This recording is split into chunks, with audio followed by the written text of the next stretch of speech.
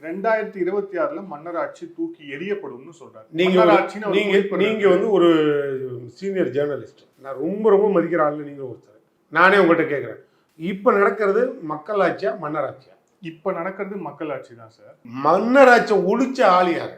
மக்களாட்சி. மன்னர் ஆட்சியை ஒழிச்சு ஓரம் கட்டிட்டு அவன் அரண்மனை வரைக்கும் பிடிக்கும் வந்து உள்ள சேதுபதி அரண்மனை வரைக்கும் முடிச்சுட்டு வந்து கலெக்டர் பங்களாவை மாற்றிட்டோம்.